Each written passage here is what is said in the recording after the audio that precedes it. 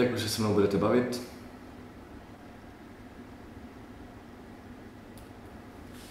Jsem tady, abych vám pomohl. Abychom nějak společně zabránili tomu, že bude ublíženo dalším lidem.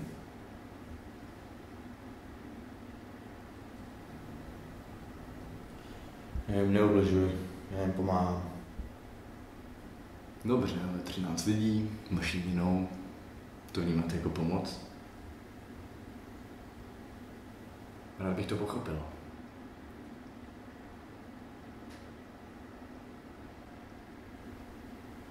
Je těžký to pochopit.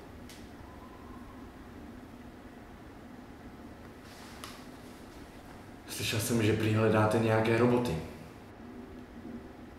Vy si o mě myslí, že jsem blázen, co? Ne, to si nemyslím. Svět vnímáte chybně, ale to není vaše vina. Jde o nemoc, kterou vám můžeme pomoci, ale pokud s námi nebudete komunikovat,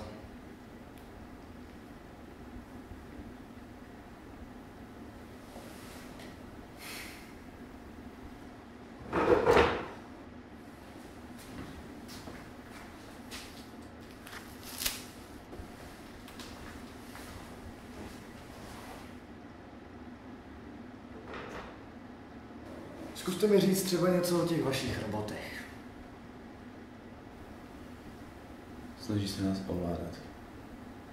No a řekněte mi, proč zrovna vy jste ten, který ví o tom, že náš svět je ovlivňován roboty.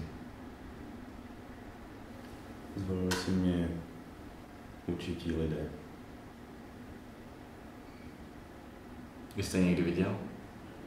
Nebo jen slyšel?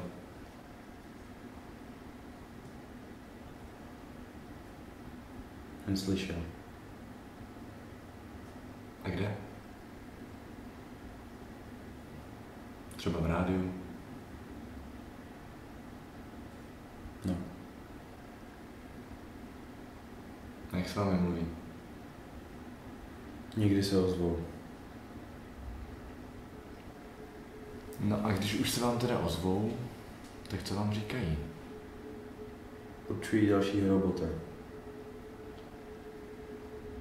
Takže oni vám řeknou, kdo je robot, vy ho najdete a zabijete?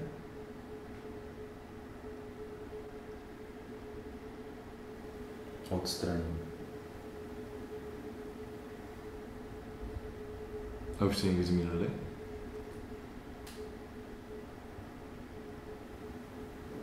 Nikdy. A jak si můžete být tak jistý, že se jedná skutečně o robota?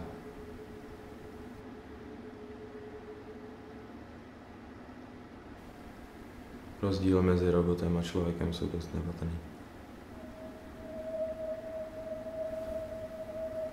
Robota poznám podle toho, že nemrká.